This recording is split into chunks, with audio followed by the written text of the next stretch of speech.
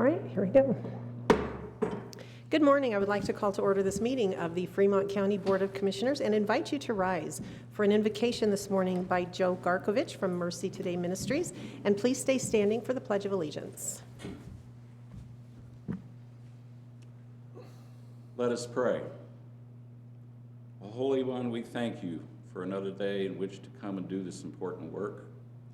I pray that you would be with these dedicated individuals and grant them compassion, courage, and wisdom to make the right decisions for all that are involved. I also lift up all of our county employees today, and I ask that you would watch over them and guide them in all the work that they do each and every day here in Fremont County. And all these prayers we send to you in Christ's name. Amen. Amen. I pledge allegiance to the flag of the United States of America and to the republic for which it stands, one nation under God, indivisible, with liberty and justice for all. Thanks, Joe. Thanks, Joe. Let's do roll call. Commissioner Bell. Present. Commissioner McFall. Present. County Attorney Jackson. Present. Interim County Manager Childs. Present. We move next to the approval of today's agenda. We do have a couple of changes to make. Under new business, we are moving item 3, the Fremont County Adoption Day Proclamation, to our next meeting, which will be on November 8th. So we are removing that from this agenda. In its place as new business agenda item number 3, we are instead adding resolution appointing directors to the Fremont County Finance Corporation. Madam Chair, I move to approve the agenda with those additions Second. or changes. All right, it has been moved and seconded to approve today's agenda with those 2 changes. Further discussion? Roll call. Commissioner McFall. Aye. Commissioner Bell. Aye. Motion carries. Today's consent agenda has several items on it. I would like to note we are not scheduling any public hearings out into the future. We always like to make note of those when they happen. I move to approve the consent agenda. I'll second. It has been moved and seconded to approve today's consent agenda. Further discussion? Roll call. Commissioner McFall. Aye. Commissioner Bell. Aye. Motion carries. Up next, administrative and informational topics. We begin with staff and elected officials. We have a county clerk's monthly report by our county clerk, Justin Grantham. Good morning, sir. Good morning, Madam Chair. This would be the report from September. We finally caught up after that cyber attack and got all of our numbers in. So the total motor vehicle fees, sales tax, and recording fees collected for September of this year were $1,422,093.09. Of that, Fremont County's portion for disbursement is $829,684.95. which is 58% of the total fees and is $22,608.37 more than September of last year. Year to date, our office is down $378,996.14. That's still a lot. That is still a lot. It is. Yes. But we are all caught up in recording from the cyber attack. We just have a few minor issues that we're trying to figure out logistics-wise, but other than that, we're pretty much all caught up with title companies and whatnot. So, All right, thank you for the report, Justin. That's good. Thank you. I have a motion if you're ready. I am. Move to accept the county clerk's monthly report for September. I will second. It has been moved and seconded to accept the county clerk's monthly report for September 2022. Further discussion? Roll call. Commissioner McFall. Aye. Commissioner Bell. Aye. Motion carries. All right, moving on, we have with us this morning our Fremont County Treasurer and Public Trustee. Kathy Elliott has a Public Trustee's Quarterly Report. Good morning. Good morning. Morning. Well, July, August, September, it was a little bit slow. So releases of deeds of trust electronically and physical paper, 263. We started 4 foreclosures. At the end of September, we had 36 or 35, and then we have started 7 since the beginning of October and have another one waiting. So we've already over doubled what we did last year, but we're still not bad. Has the county's cyber attack change these numbers in any way? Do you think this month has been heavier because you were unable to accept? Yes, but I think that they are trying to be kind and not overload us with a bunch. It's very nice. Yes. All right, any questions for Kathy? No, I don't. You say it's not bad. Foreclosure is always bad, but at least it's not huge numbers, yeah. Yeah, I remember the years they were Yeah. huge numbers, Yes. and it was very frightening, so, yes. all right. Madam Chair, I move to accept the Public Trustees Quarterly Report. I will second. It has been seconded, moved and seconded to accept the Public Trustees Quarterly Report. Further discussion? Roll call. Commissioner McFall. Aye. Commissioner Bell. Aye. Motion carries. Sorry, I'm not used to there only being two of us up here. Thank you. Thanks. Thanks, Kathy. We turn next to Sean Sutton, our Budget and Finance Officer here in Fremont County, for a sales and use tax report. Good morning, Sean. Morning all, how are we? Good. Doing well, thank you. Good. So this will be a little unusual, catching up for 2 months in this report, catching up from the cyber attack. So as you can see, retail sales tax collections this would be for July totaled $830,627, which was $44,871 more than 2021. Year-to-date on that was $5,065,435, which was $661,183 more than budget. Continuing, August, we collected $817,316, again, $44,312 more than 2021. Year-to-date budget, year-to-date total is $5,882,751. To budget, we are over $849,319. And then year-to-date, compared to 2021, we're $269,454 more than 2021. So trends continue to be strong. The auto use tax collection, this was for August, totaled $132,254. Which was $10,425 less than 2021. Year-to-date total for that month, or I guess through August, would be $977,186, and then to budget over $182,710. The collection for September totaled $131,773. Again, slightly short at $2,480 as compared to 2021. Year-to-date total, $1,108,959, which is $215,170 more than budget. We're running a little bit short on that one at $74,973, but 2021 was just a bang-up year. Continuing with the next 3 months, I think we'll end up the year very strong on that piece as well. Lodging, so as you remember, I reported that June was a little bit short. We did have some additional collections in July, totaling $27,259, which was $18,351 more than 2021. And then we collected $611 in August, which was $766 less.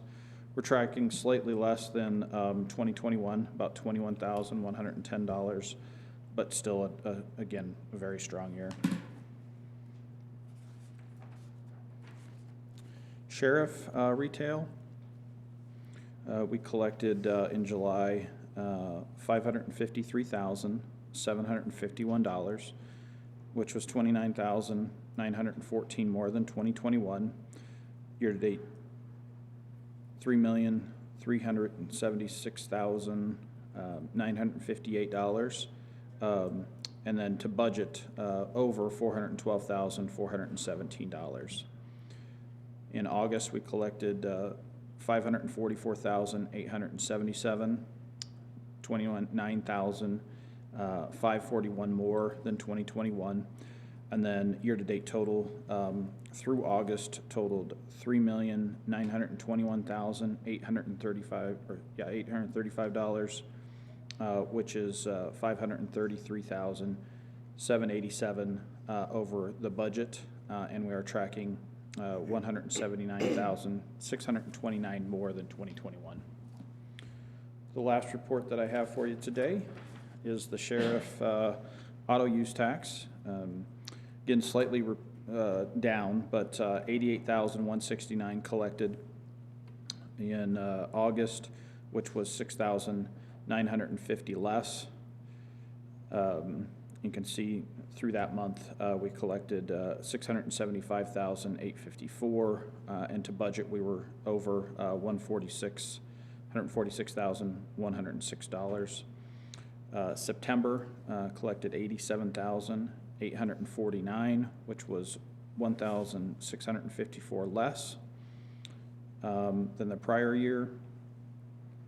Year-to-date total, $763,703. To budget, $167,736 more, and then about $25,586 less than 2021. Overall, pretty bang-up year.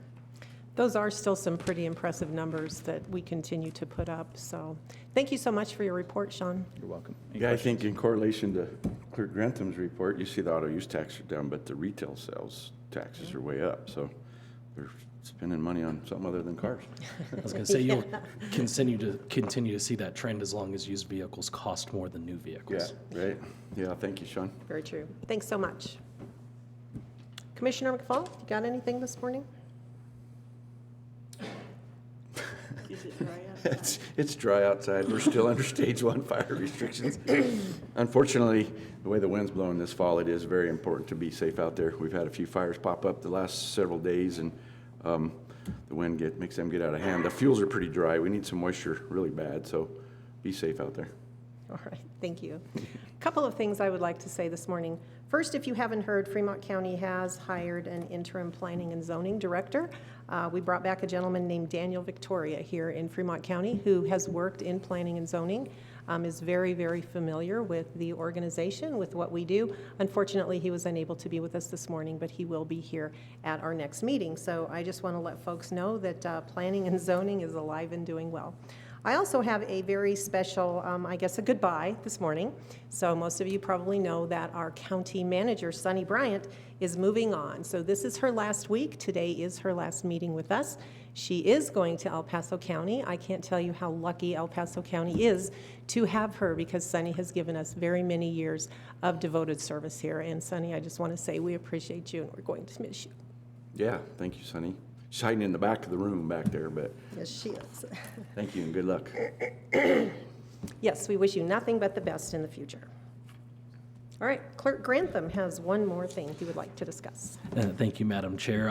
The voting centers are open over at Garden Park Building, which is 201 North 6th Street. I do want to put out a reminder out there that now that the election is going on, that there's a 100-foot electioneering distance limit, which means you can't be actively campaigning for or against candidates or questions that are on the ballot within 100 foot of anywhere where you drop off a ballot or you get issued a ballot. So I just wanted to make sure people are aware of that, as well as last year there was a bill passed to not allow open carry inside voting centers or near those drop boxes. So please, if you are just dropping off a ballot, I understand that, but if you're loitering around, please don't be doing that in electioneering near one of those drop boxes.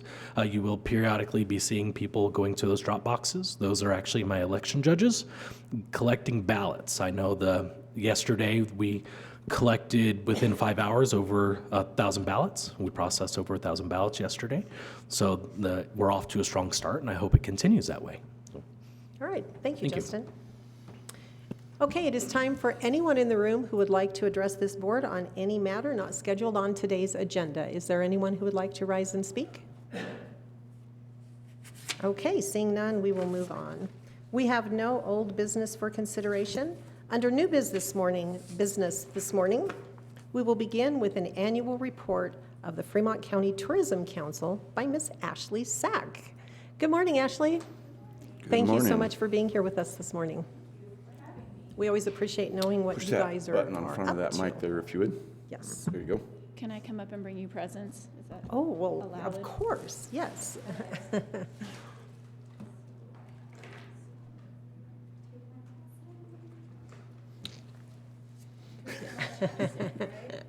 Everybody needs thanks. chapstick, right? Thank you. It's dry out there. It is dry. That's right. Forget about those fire restrictions, you need chapstick. That is pretty. Cool. Unless you want to put them up in your bathrooms. Very nice. You came more prepared than you realized. I noticed she was looking pretty hard at that Thank lodging you. tax number up there. She's like, how much do we have to work with this time? Yeah. Yeah. Analyzing to do in terms of numbers. But in terms of like theories and practices, we've really been busy, and I'm really excited to talk to you about what we've been up to. So I think it's been a while since I've come to see you. And I think the thing I'm most proud of in the last year is that in November of last year, we conducted a tourism stakeholder survey. So we had in one tiny room, right at the end of COVID, we were pretty sure it was fine. We had put a bunch of people in a room, and really, metaphorically and also physically, we asked them, what can FCTC do for you? I mean, this is an organization that's been around for quite some time with a volunteer board. I've only been on for the past 4 years, but I think every once in a while, periodically, it's nice to check in with your stakeholders. So that's exactly what we did, and we got some great feedback from those stakeholders, and I'm talking everyone from people who are in the hotel restaurant industry, to tourism-based businesses, outdoor recreation businesses, those who give actual physical tours to folks who come here, and also to include the Royal Gorge Bridge and Park. So we had a lot of cool people in the room, and they had some great things to offer to us.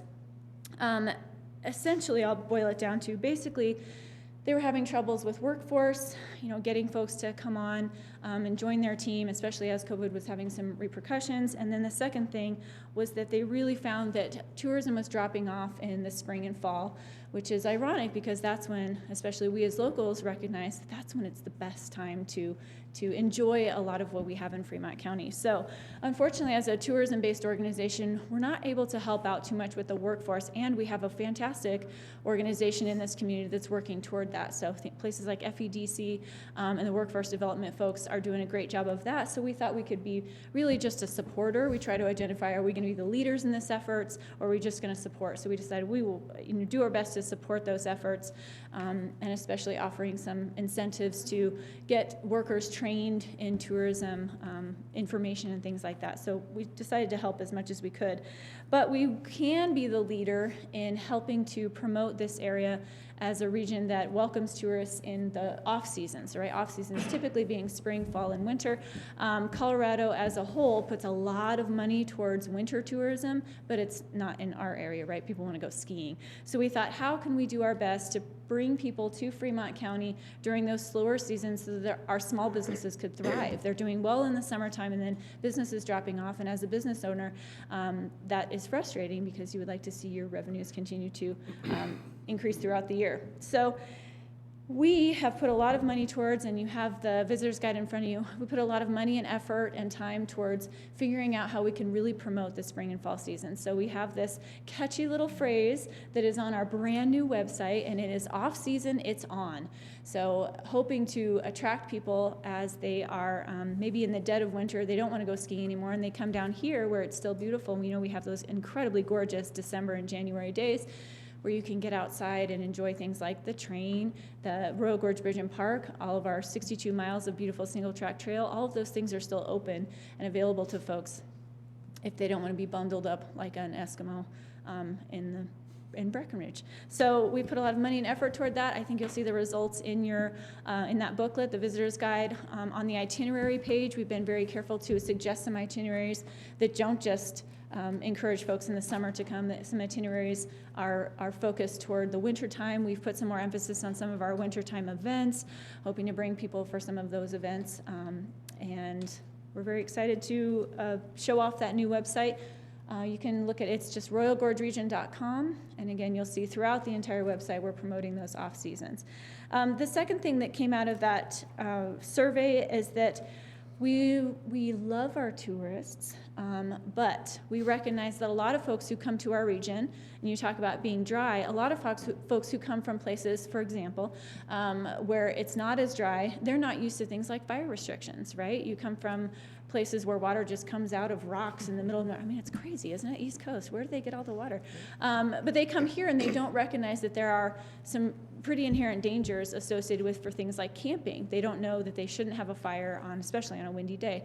So we thought we would do a little bit better at introducing folks, our visitors, to essentially the Leave No Trace 7 principles, and hopefully everyone's heard of what those are. They're a nationwide push towards educating folks around basically 7 easy rules for respecting the outdoors and doing your best to keep it beautiful, as beautiful as when you found it, or maybe even better.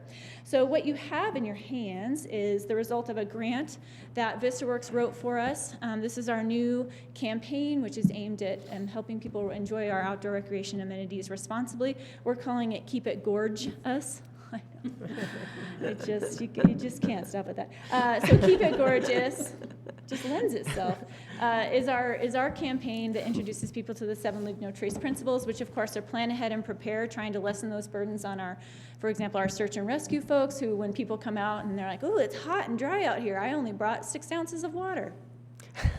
Probably shouldn't have done that, right? So hoping we introduce people to plan ahead and prepare, travel and camp on durable surfaces, right? So we're not encouraging folks to go out off-road and camping in places where they shouldn't be, that burden our land managers more than anything, to be honest. Dispose of waste properly seems like something everyone should do, doesn't it? But they don't always. So hopefully reminding them, leave what you find, minimize campfire impacts, respect wildlife, and be considerate of others. So all things that our mommies and daddies probably told us, but sometimes we need a reminder, and especially, as I said, if you come from out of the area, you might not know that some of these things are more important than others. So these placards are going to go to any business in town that would like to have them, essentially. You also have some coasters that we hope go to local businesses, so when they sit down to have pizza at Pizza Madness, they have this beautiful coaster that says Keep It Gorgeous. Maybe it piques their interest, maybe they look that up. But also just a gentle reminder to please respect the place that we call home and we would like to protect. We also have some swag that we're giving out. So folks come into the Chamber of Commerce, which is of course our boots on the ground, right? We don't really have a brick and mortar as FCTC, so they are our ears and our mouths and our physical location. When they come into the Chamber of Commerce, the Royal Gorge Chamber Alliance, folks can take a pledge. So pledge to keep our beautiful spaces beautiful, and they can get a water bottle. So these are pretty fancy. So these water bottles, and again, all a result of a grant. This did not cost our taxpayers any money. This did not come out of our general fund. So we're very excited to offer this through grant money. So they can take a pledge and they get a beautiful water bottle that says that they will pledge to keep it gorgeous. And then also some other little swag like chapsticks that you have and some sunscreen and things like that.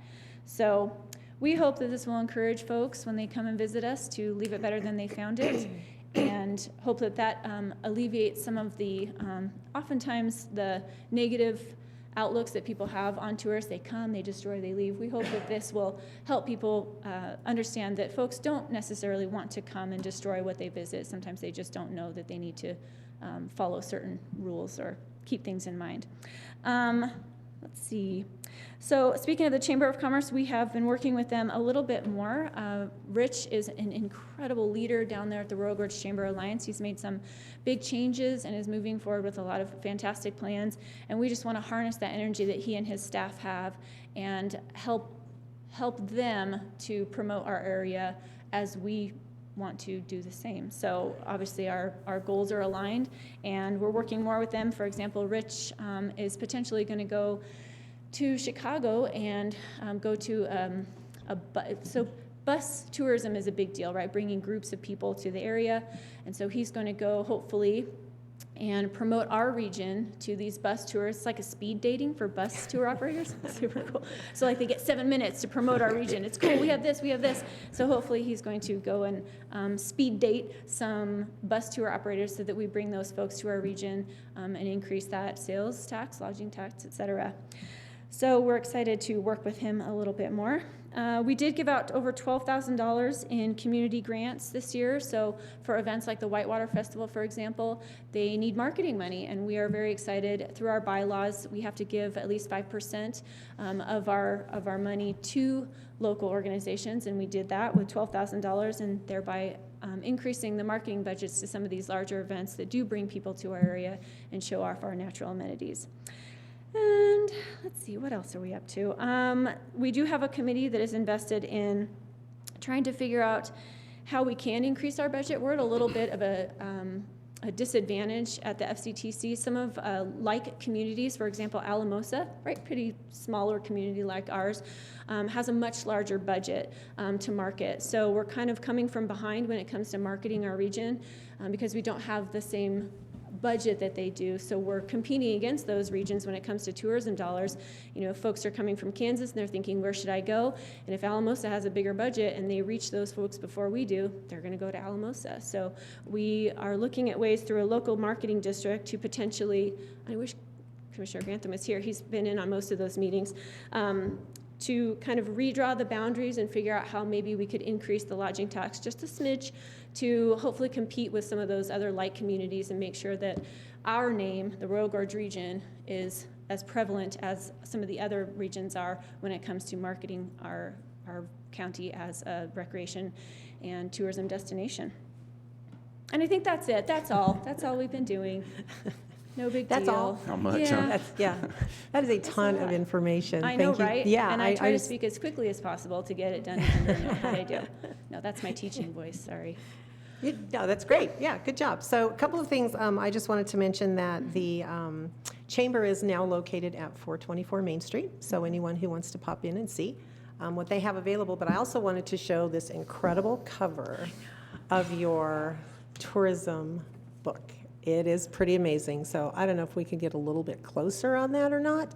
But meanwhile, I would like to ask if you can tell folks where they might be able to pick one of these up. Oh, yep, same place, Chamber of Commerce, you can go down and get one. Yeah, and that picture, actually, that kind of a sidebar, the dark sky, so I'm always surprised by what draws people to communities. And, you know, so for example, the Gold Belt byways, people love taking tours by vehicle and visiting those Gold Belt byways, which are established routes throughout the United States that offer historical and, you know, scenic amenities. Visiting communities with dark sky designation is becoming a popular attraction. So that photo kind of, the reaction to it has led us into, we hopefully are going to apply for some assistance through the CTO to help us figure out how we could become a dark skies community. Because if you live outside of, you know, the city limits, even in the city limits, I'll be honest, I can see stars from my backyard and I've got people leave their porch lights on all night long. But if you live in the, you know, the outskirts, or if you're out at the Royal Gorge, you'll notice we have some of the most incredibly beautiful skies, you know, in Colorado. So harnessing that and protecting it at the same time is something we are interested in. So thanks for bringing up the cover. That's a great point. Absolutely, yes. Thank you so much. Anything else? No, nice work, good job. Thanks. Are the requests for these books from online people from out of state, are they continuing to grow? I know 20 and 21 were probably crazy because of the way the world was, but I know when I used to attend all the FCTC meetings, we kept track of all of those and always trying to grow those in certain states because it seems like that's where we get a lot of our visitors from, Texas, Georgia, there's a Certainly. couple of those. Yeah, But- for a while we had to prioritize where we were sending them to because the budget was a little iffy, and then COVID, we couldn't send out everything. But yeah, I'd have to check the numbers on, but at no point are we like, gosh, nobody's wanting these. Right. No, we send out so many. Of course, that is the Royal Gorge Chamber Alliance who does that for Okay. us. And yeah, I look forward to looking over the budget and seeing specifically how we're doing. And over the next couple of years, if our campaign works, right, our off-season campaign works, hopefully we will see an increase in that lodging tax September, October, November. I mean, it's beautiful here these months when things kind of technically fall off. Yes, so I'll look over those numbers and I can certainly report those back. And I want to say a thank you to Sunny too. I know this is her last meeting, but Sunny has been an incredible help to us at the FCTC. Budgeting is extremely difficult for many of us who are volunteers, especially, you know, poring over numbers is not our strong suit. And Sunny has been an incredible asset and an ally of the FCTC, and just want to say thank you very, very much. Thank you so much, Ashley. And if you would, pass along our thanks for everything that you all do to your entire council. Yes, We I will. appreciate that. Thank you. Okay? All right, thank you so much. Next item on our agenda is professional services agreement between Fremont County and Plan Tools LLC. This is something I think that's been a long time in coming, and we have with us once again County Manager Sunny Bryant to talk about this. Yes, thank you. So this has been something we've been discussing for years now, so we're really excited to be at this point. We applied for a grant to help us pay for this. So what this is going to do is actually have an organization come in and review our policies, our regulations, our processes, to see if there's anything that we have in place that's prohibiting growth, prohibiting affordable housing, just to try to kind of do a blanket overview of all of these items, just to ensure that we're able to accommodate, moving forward and trying to draw in some of those contractors that do affordable housing or whatever organizations, funding sources, and all of that. And so we put this out to bid. We had this organization do a bid on this and feel that they are qualified to do this review and study. And so they'll be working very closely with our planning and zoning department, with county attorney, commissioners, administrative staff. And then the intent is to have it be a public process as well. And so looking at getting community input, getting feedback, trying to see what our hurdles are, getting those opinions. So we're making sure we're actually looking at all of those from all of those angles and addressing this need as we move forward. And so this agreement before you all is the professional services agreement with the company that will come in and do that review. Thank you for that, Sunny. A quick note I would like to make. Also, I'm very excited about the community engagement portion of it. And so I just wanted to give a really quick timeline, especially for that. So project launch between now and December, code audit and policy guidance from January through May of next year. And then the community engagement part, that piece where we're going to be reaching out to folks, holding meetings out in the public, asking people to come in and give us their input and information, that is planned right now for June through September of next year. And so that's the piece I'm really excited about, being able to get people's input. And then we hope to have those strategies and everything wrapped up and finished by April of 2024. So I thought I'd throw that out there. Thank you. Thank you. All right, anything else? I don't think so. Microphone? She would like a motion. Indeed, that would be great. I would move to approve the professional service agreement between Fremont County and Plan Tools LLC. I'll second. It has been moved and seconded to approve the professional services agreement between Fremont County and Plan Tools LLC. Further discussion? Roll call. Commissioner McFall. Aye. Commissioner Bell. Aye. Motion carries. All right, final item under new business this morning is, let me find the wording here, a resolution appointing directors to the Fremont County Finance Corporation. This will be resolution number 33, and I'm going to turn to our county attorney, Ms. Brenda Jackson, and ask her for a word of explanation. Okay. In 1985, the Fremont County Finance Corporation was formed as a mechanism to help do various capital projects through certificates of participation financing with the county. It was a very awkward process for the following 30 years or so until finance laws changed to the point where we don't have to have a nonprofit corporation hold the assets of the county. So the Fremont County Finance Corporation has come to the end of its life for the most part, and the county is going to be dissolving that corporation. But before we do that, we have to get some reserve funds released from U.S. Bank. And that's from a prior issuance in 2012 and 2013, I believe, and even going back to 2003 is when U.S. Bank first started getting involved. So the director terms for the Finance Corporation are 3-year terms. All 3 of the directors who were previously serving, their terms have expired. One of them is now deceased, the other has moved out of the area, and the third is Ed Norden. I reached him, he said he's still willing to be a director. So the resolution before you appoints 2 directors rather than 3. We will leave 1 vacant. The bylaws and the articles of the corporation provide that one of the directors has to be a county commissioner, and Commissioner Grantham has agreed to serve in that role. So the resolution before you appoints Ed Norton and Commissioner Grantham as directors of the Finance Corporation so that we can get the funds released from US Bank and then dissolve the corporation. All right, thank you so much for that explanation, Brenda. I would like to say this might be what happens when you miss a meeting is you get appointed to, but I can't really say that because he agreed to do this, so.